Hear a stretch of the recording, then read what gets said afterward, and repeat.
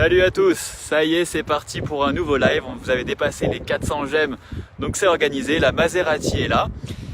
Alors déjà, est-ce que vous pouvez écrire un message juste savoir si ça passe bien, vu qu'on est dehors, savoir si la connexion est bonne. Ce serait cool si je pouvais avoir 2-3 messages, savoir si le son est bon pour vous, si la connexion est bonne. Comme ça on peut lancer. Un message serait cool de votre part. On se prépare et on va vous expliquer comment est né GoCars. Enfin, il y a combien de temps, ce qu'on a fait, comment tout a débuté. Donc on va tout vous dire et après on va vous montrer la Maserati en détail. Merci Dylan, c'est cool, ça marche bien. Merci Alan, parfait. Nickel, merci Ricardo. Bon bah super les gars, on va lancer. Bon bah Yazak qui se prépare aussi derrière, qui va vous présenter la Maserati. Il est prêt? Oui, il est prêt. Nickel. Bon déjà question, bon on a montré, je sais pas si vous avez vu sur les stories, il y a aussi le camion qui est derrière avec logoté GoCars. Est-ce que vous avez une idée de, enfin ce camion ça fait combien de temps? Ça fait 8 ans? 2011. Ça fait 2011 ouais. Ça fait 8 ans qu'on l'a. Quand on s'est rencontrés en cours à l'école, on a commencé avec ce camion. Est-ce que vous avez une idée de ce qu'on importait à l'époque avec le camion? On a vraiment commencé comme ça. Est-ce que vous avez une idée de ce qu'on importait il y a 8 ans, les débuts de GoCars? Bon, tout à l'heure j'avais vu des voitures miniatures. Non, c'est pas des voitures miniatures. Non. Bon, en gros, il y a 8 ans, quand on s'est rencontrés en licence, Zach il a importé déjà, ça fait combien de temps? Des 3 ans que tu as importé des voitures déjà? Depuis 2009. Depuis 2009, il a importé déjà des voitures. Non, pas de l'alcool non plus. Il a importé déjà des voitures et donc en fait on avait commencé comme ça, on a fait quelques imports ensemble et il y avait aussi, on s'est dit pourquoi, moi j'aimais beaucoup la moto, on s'est dit pourquoi pas aussi essayer d'importer des motos. Donc en fait on était parti avec, je sais plus, 5000 € en poche, on était parti en Angleterre. Et on avait acheté, bon un premier camion, c'était même pas celui-ci, c'était un vieux vanette horrible. On l'avait acheté sur place à l'arrache, il avait coûté je sais plus 700, ouais c'est vrai qu'il y avait les vélos aussi. 700, 800 livres, on avait acheté ça. On avait mis des motocross dedans, donc on avait acheté 2 premières motocross, on les avait importées. On en a revendu, on a fait combien, une dizaine au total? Ouais, 10-15. 10-15, entre 10 et 15 motocross. Bon, c'était le bordel pour ceux qui connaissent les motocross. L'audience en France des motocross, c'est pas possible. En gros, bon bref, on est tombé sur des histoires d'échecs en bois. Je crois même une fois, il avait fait un essai d'une des motos. Et le mec il est parti avec, il est jamais revenu. D'ailleurs je salue le... S'il est là d'ailleurs, s'il regarde, c'est l'artiste qui a toujours la motocross qui est... Je t'en veux plus, hein. Quelques années plus tard. C'est vrai, on passe à autre chose. tu passes dessus. Voilà, bon bah nickel. Il y a une très belle YZ 250 à Ouais. 0 €. À 0 € du gratos, siècle. on lui a dit au revoir. Donc voilà, en fait on avait commencé par les motocross, on en a fait 10-15, donc avec le camion, et on a dit c'est bon on arrête, c'était le bordel. Voilà, juste par rapport à ce que je venais de vous dire. Et on s'est remis sur les autos. Comme faisait Zach à l'époque, il faisait de l'import, t'importais toi-même tes véhicules. Après tu revendais, tu faisais... Comme pas mal d'entre vous je pense ici, c'est avant tout une passion, l'automobile. Et j'ai fait ça pendant quelques années, on va dire, sans vraiment être structuré, sans avoir une entreprise, mais en achetant et en revendant. Et ça m'a permis de me lancer, on va dire, pour de bon, on va dire. Ouais, c'est ça, il avait vraiment toutes les connaissances. Moi, j'avais pas beaucoup de connaissances en auto, j'étais plus moto. Et par contre, j'aime beaucoup la communication, j'aime beaucoup tout ce qu'on a fait autour, l'environnement après. Donc, on s'est lié à ce moment-là pour en faire quelque chose d'officiel. C'est pour ça qu'on était parti en Angleterre et en fait, on s'est rendu compte qu'à chaque fois qu'on importait une voiture, on nous disait mais pourquoi, enfin si elle avait eu les cuirs rouges, je l'aurais directement pris. On s'est dit bon, ok, vous savez quoi, vous choisissez votre véhicule en Angleterre.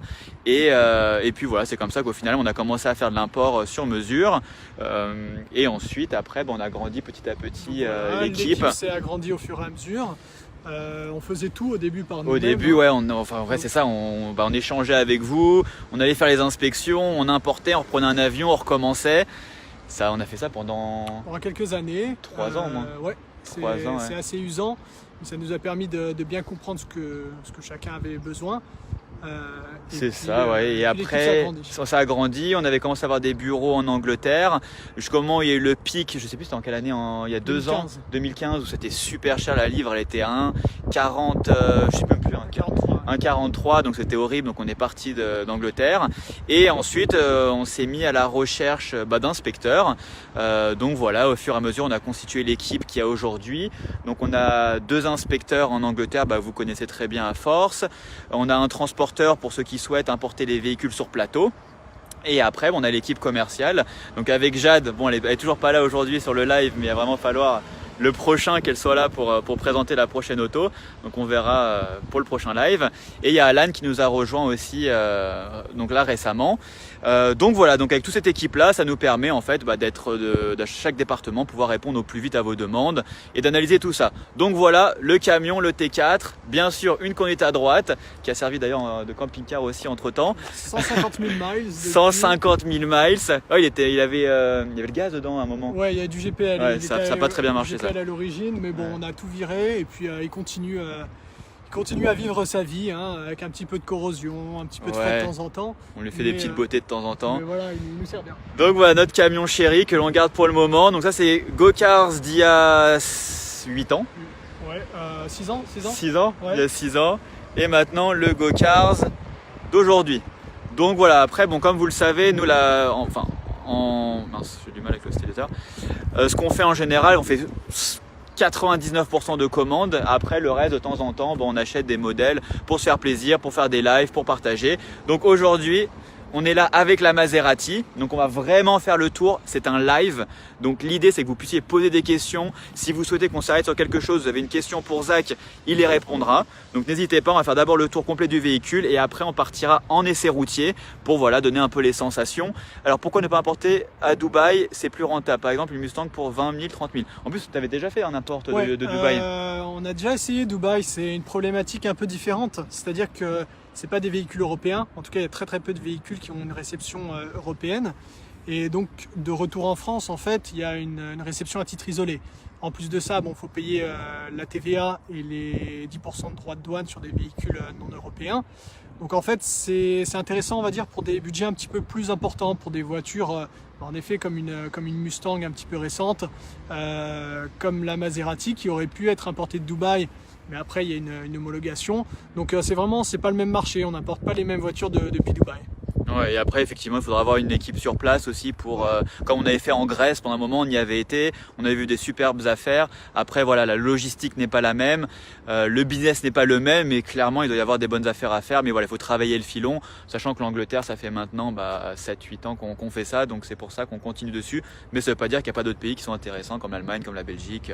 Voilà, donc on va commencer avec la belle Mustang. Alors Zach, la Mustang, la Maserati.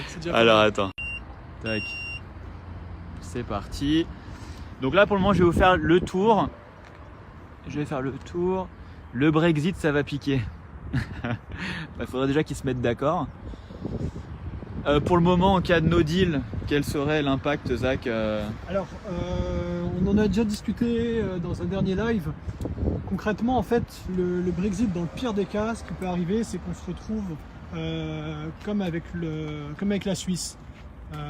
Donc ça serait pas dramatique dans le sens où sur des véhicules d'occasion la TVA a déjà été payée et le pire du pire en fait c'est des véhicules qui n'ont pas été produits en Europe, donc de marques japonaises par exemple, produits au Japon, il y aurait 10% de droits de douane sur ces véhicules.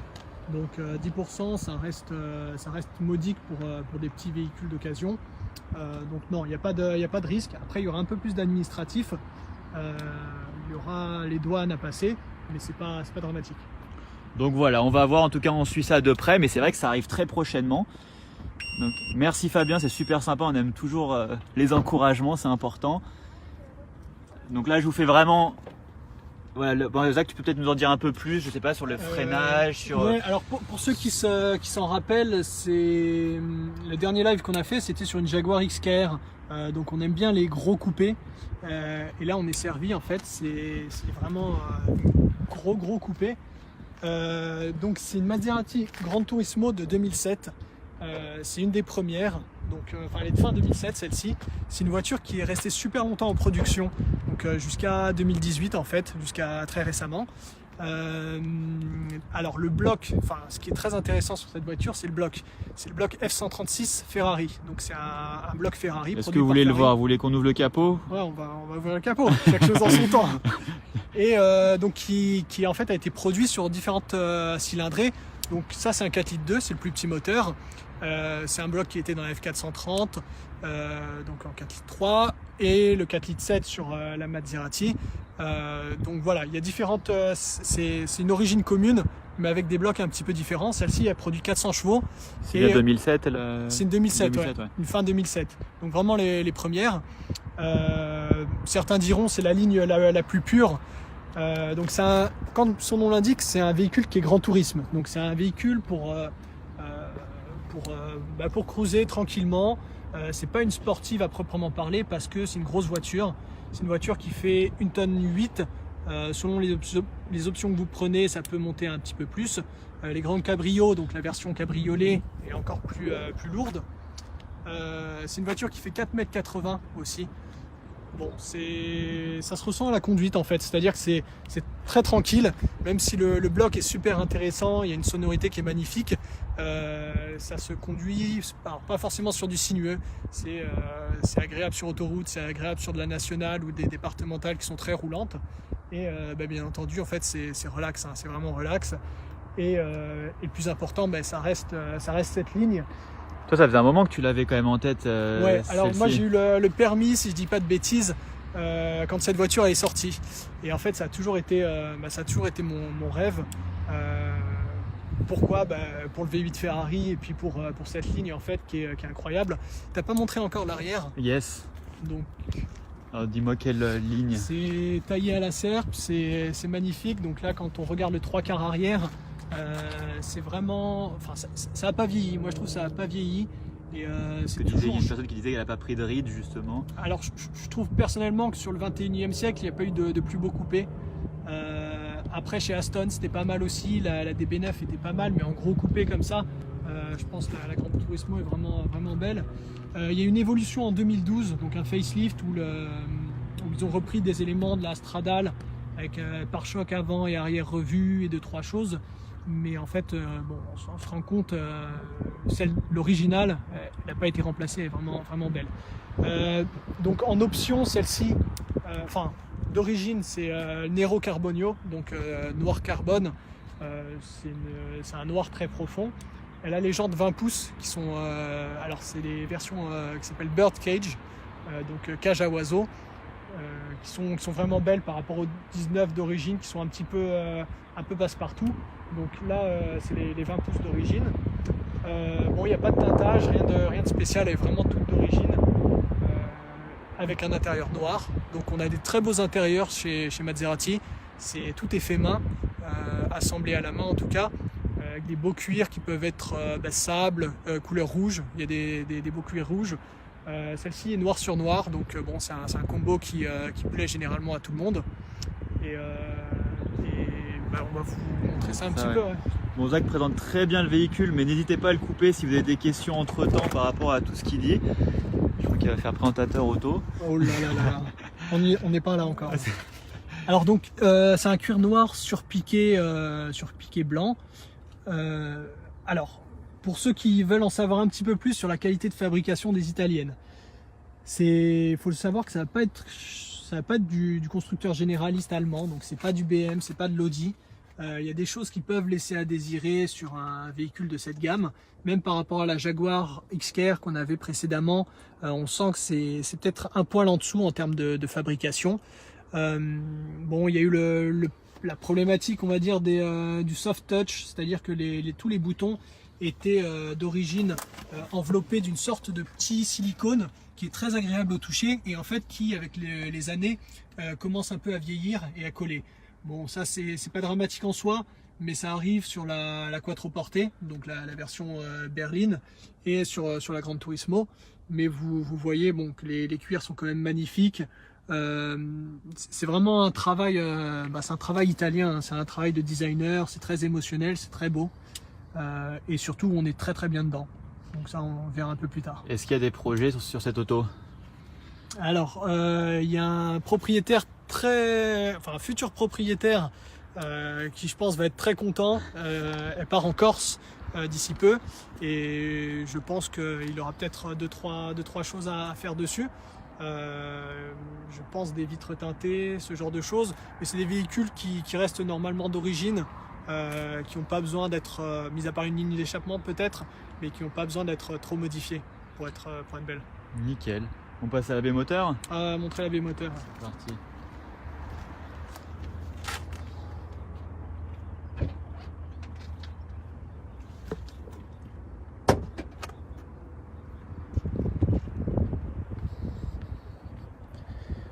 Alors c'est parti pour la baie moteur. Je vais juste monter ça.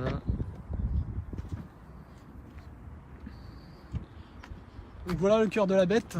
Le 4 litres 2, c'est un bloc qui fait 400 chevaux, je vous l'ai dit, et qui fait un petit peu moins de 500 Nm sur cette version. Sur les Gran Turismo, le 4 litres 7 après faisait 440 chevaux, et puis au fur et à mesure des années, c'est arrivé jusqu'à 460. Ça manque pas de pêche. Par contre, le couple arrive vraiment haut dans les tours. Le couple maxi, je crois, est atteint à un petit peu moins de 5000 tours. Donc par rapport à d'autres V8 ou même par rapport à des blocs turbo compressés, ça se ressent beaucoup en fait. C'était la critique principale que les journalistes d'époque avaient contre ce bloc. C'était pas forcément en lien avec l'esprit de l'auto. Donc pour une Gran Tourisme, quelque chose qui a besoin en fait de rouler sur le couple, c'était un petit peu creux et il fallait aller chercher la puissance en haut. C'est un véhicule qui fait 0 à 100 en, si je dis pas de bêtises, 5 secondes 2. On descend à 4 secondes 9 je crois pour la S. Donc c'est pas lent en soi, mais vu qu'on est quand même... Bon, il y a la sonorité qui est magnifique, mais vu que c'est un petit peu... qu'on est quand même bien... On est dans une bulle, on va pas trop ressentir la vitesse. Et après, bon, ça reste un bloc qui est quand même magique en termes de sonorité, en termes d'agrément de conduite. C'est un bloc, vous allez voir, il est juste derrière le train avant, donc il est vraiment positionné très très loin. Là, la boîte actuelle sur ce véhicule, c'est la ZF6HP26. Donc c'est une boîte qui est très très connue, qui est chez BMW, qui est chez Audi, qui est chez Jaguar, qui a été utilisée vraiment dans beaucoup d'applications. Elle a le mérite en fait d'être très fiable. Donc on n'a pas de problème d'embrayage comme sur la MC Shift, donc MC Sport Shift pardon, qui est en fait une boîte robotisée. Donc il y avait deux options, vous pouviez choisir pour une boîte auto traditionnelle ou une boîte robotisée, donc un embrayage et puis un système hydraulique qui gère l'embrayage et le débrayage.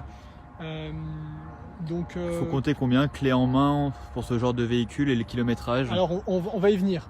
Les cotes actuellement sont sont stabilisées, voire un petit peu c'est sur la pente montante. Donc en France, pour un véhicule qui aurait comme celle-ci 100 000 km environ, il faut compter un budget de 40 000 €. En Angleterre, l'équivalent va valoir entre 25 et 27 000 € pour un budget clé en main.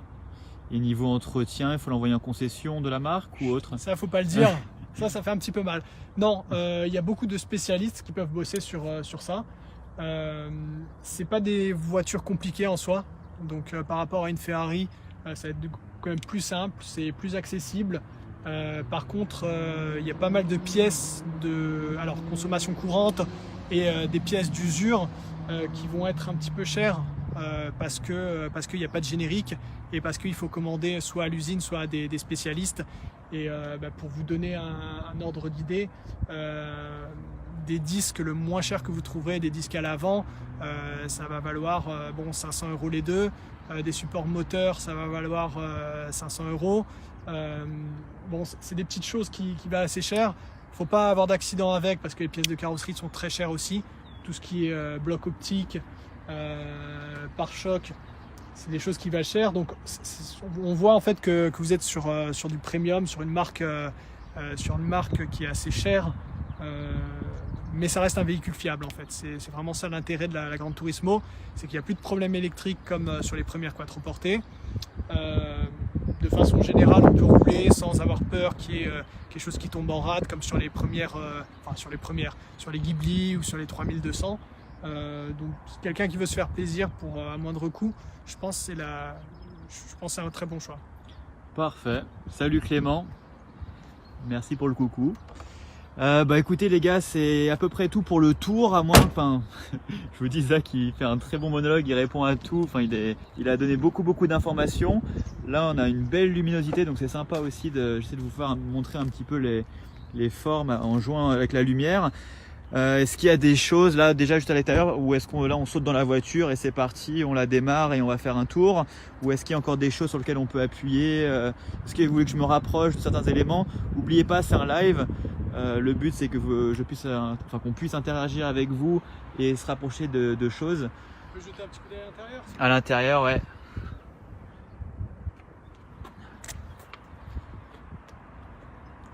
Ah bah tiens, il y a le propriétaire le futur propriétaire qui vient d'arriver sur le live, donc je pense qu'il va être content de la voir en avant-première. Voilà, bon bah c'est parti, on va aller faire un tour ensemble. Tu la démarres peut-être avant? Oui.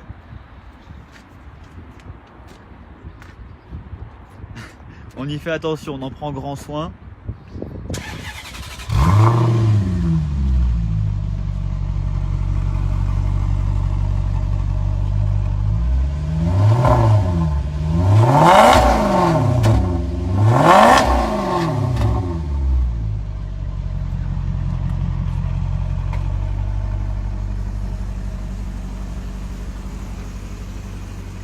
Allez, c'est parti. Donc c'est Zach, c'est le V8 4 litres 7 de la Quattro. C'est le 4 litres 2.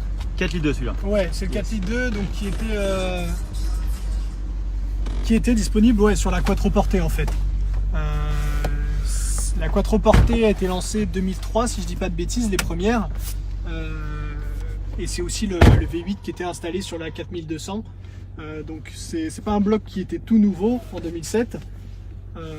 Donc pour ceux qui connaissent un petit peu PSA, ils vont retrouver quelque chose d'assez connu, un magnifique GPS qui en fait fonctionne très bien. Donc bon, ça peut faire rire le fait que ce soit un module qui a été réutilisé dans un autre groupe qui est beaucoup moins premium, mais honnêtement il marche très bien. Alors celle-ci elle a en option la suspension Skyhook, donc c'est une suspension pilotée qui en fait permet de bien contrôler le roulis et les mouvements de caisse. Donc c'est une option qui était très intéressante, qui valait je crois de 3000 € d'origine. Elle a la Sono Bose qui est pas mal, qui n'est pas le top de ce qui existe, mais qui est très bien. Et puis un pack confort, donc qui donne des sièges chauffants, sièges à mémoire, et qui permet d'être bien l'hiver, on va dire. Donc je vous avais dit, c'est la boîte auto classique. Donc en fait c'est une ZF qui est programmée un petit peu différemment que sur d'autres marques. C'est un petit peu plus on va dire accès émotion, donc les rapports se ressentent un peu plus, mais elle est super agréable au quotidien. Donc ça se roule tranquillement en fait, il n'y a vraiment pas d'à-coups, il n'y a rien du tout. Alors que la boîte robotisée était un peu plus sportive, mais un peu moins agréable au quotidien. Donc on a un bouton sport qui en fait va agir sur les temps de passage de rapport et sur la suspension pilotée. Vous avez des palettes au volant bien entendu, donc soit un mode D qui se met en automatique, soit un mode manuel. Après c'est assez bien équipé, hein. Donc vous avez des essuie-glaces auto, vous avez les feux automatiques, un régulateur de vitesse, tout ce qui en 2007 on va dire était normal pour une voiture, donc une Bizone, pour une voiture de cette gamme. En termes de consommation, ça donne quoi? Ça c'est le truc qu'il faut pas faut pas en discuter non plus. Non, on a le droit de le savoir, hein. C'est un véhicule qui consomme beaucoup sur des petits trajets à froid, mais qui est, alors par rapport au 4 litres 7 il est moins glouton. Vous allez voir, hein, on va essayer de se mettre menu, on va essayer de se mettre mode sur 1557 km mixte, on est à 13 litres 6, donc ça reste correct. Après c'est une voiture en fait qui pousse à tourner dans les tours. Donc on a cette sonorité qui est super agréable et du coup on a surtout l'habitude de rouler entre 2500 et 4000 tours et automatiquement ça consomme plus. Après si vous êtes vraiment tranquillou, il n'y aura pas de souci. Le 4 litres 2 il est un petit peu moins sonore que le 4 litres 7. Si vous avez déjà entendu une Gran Turismo S où les échappements sont à clapet, vous verrez que ça fait beaucoup plus de barouf. Celle-ci ça reste sympa, hein, dès que ça commence à être un petit peu chaud, ça fait une très belle sonorité, mais il est moins sonore que le 4 litres 7. Allez, c'est parti. Oui, Flo, elle était bien chaude, on est venu jusqu'ici, on avait bien roulé une demi-heure, donc pas de souci pour ça. Pas de souci, ouais. Il minimise un peu le prix d'entretien. Une paire de 10, c'est pas 500 mais 1500. Non, j'ai dit au moins cher. Au moins cher, effectivement. Au moins cher, c'est-à-dire si vous allez sur eBay et que vous trouvez, c'est pas des pièces génériques, c'est des pièces Maserati. Alors là-dessus, il y a des sites spécialistes qui sont très intéressants. Donc Eurospares, Red Parts, qui sont d'ailleurs pas très loin d'ici, qui en fait vous fournissent des pièces Maserati, mais à moindre coût. Après, on peut aller en concession, ça, il n'y a pas de souci, mais ça va chiffrer très très vite. Mais voilà, au moins cher, si vous commandez aux US ou en Angleterre ou dans d'autres pays, vous pouvez avoir des deals sur de la pièce d'occasion. Voilà. Nickel.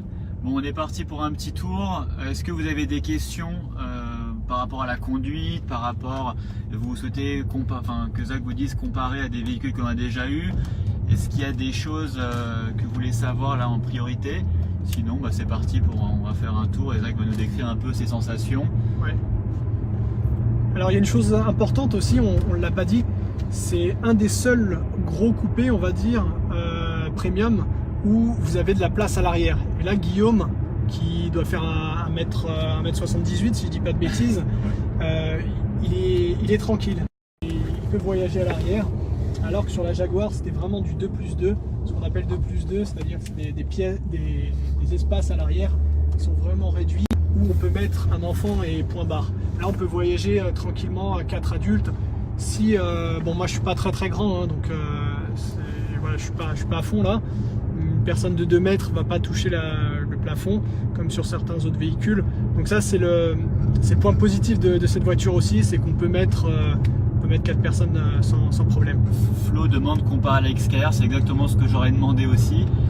En plus, on l'a eu récemment. Par rapport à la XKR, ça donne quoi en termes de conduite? Alors, par rapport au XKR 5 litres, ça n'a rien à voir en termes de puissance et de couple à bas régime. La XKR avait son couple maxi, si je ne dis pas de bêtises, entre 1008 et 3500 tours.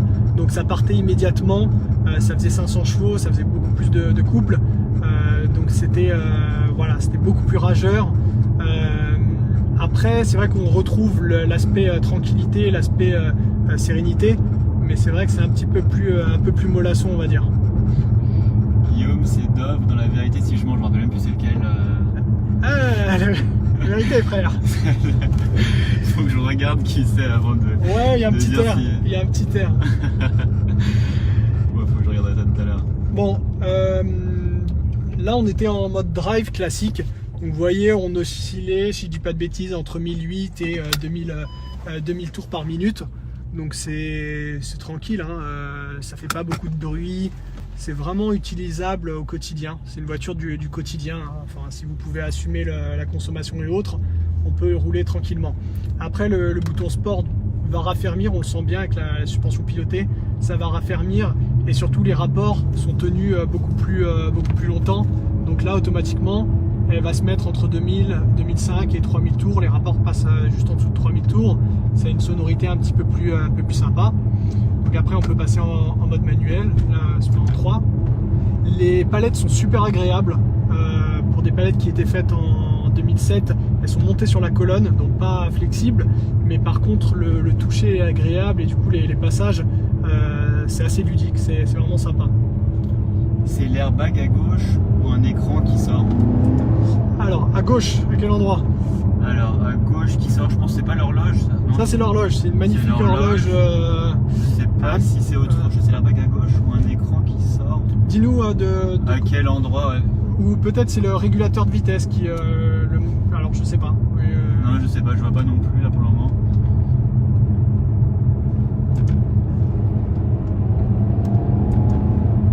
Là, je perds le réseau de temps en temps. Ok.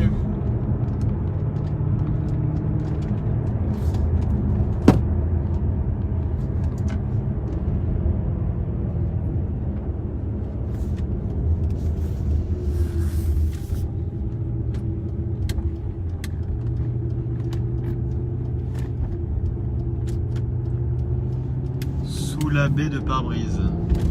Qui sort Ah juste là-bas, le devant. petit capteur. Ouais.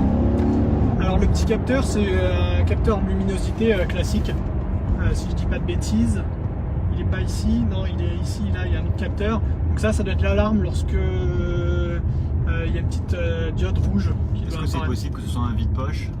Ah non, non, pas du Non, tout. pas du tout. Non, non, là il y a une enceinte, si je dis pas de bêtises ici. D'accord. Nickel.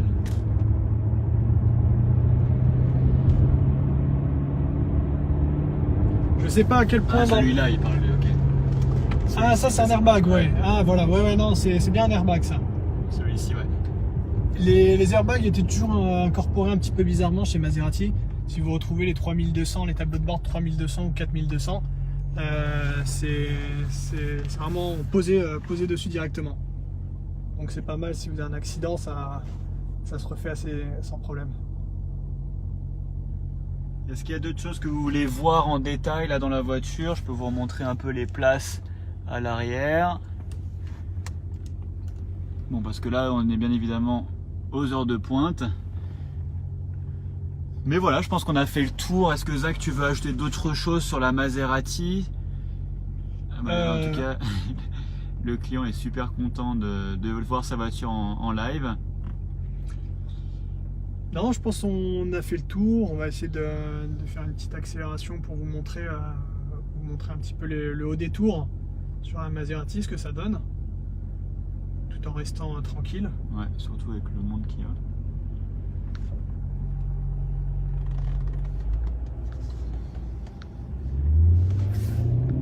Est-ce que vous aussi vous êtes dans les bouchons là quand vous regardez le live ou vous êtes déjà rentré chez vous?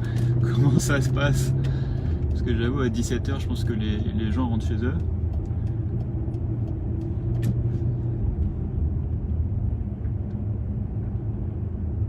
Bon, on va essayer de revenir sur le même endroit, sur notre voie sens issue. J'ai quitté au moment, mais j'ai pas entendu en tarif et kilomètres. Donc Zach disait, ouais. Ouais, non, je disais que pour une version française, si vous l'achetez en France, un véhicule de 2007-2008, une 4 litres 2, équipé correctement, avec un bon entretien.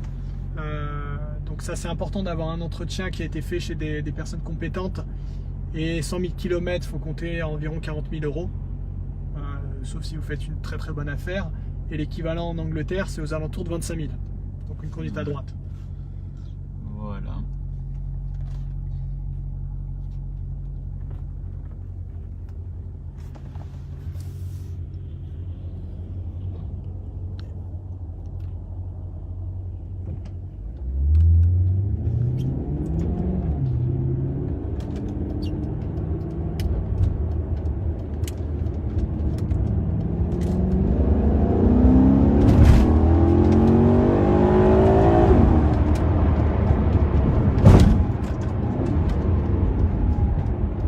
Je sais pas si vous entendez avec le son, mais en tout cas, là ça chantait bien.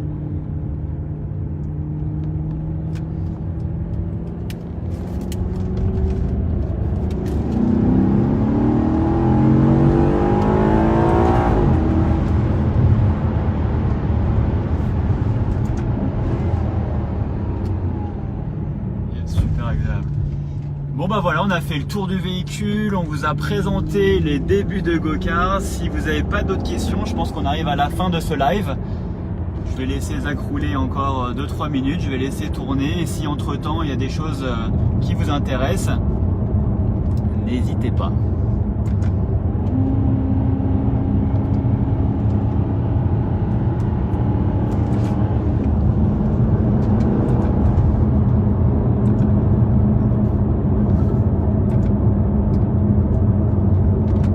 Merci à tous ceux qui nous ont suivis. Merci à J'espère tous. que le live vous a plu. Voilà, on en refera prochainement avec d'autres autos. En attendant, on se dit à bientôt. Et si vous avez des projets, n'hésitez pas à nous écrire en message privé, on vous accompagnera.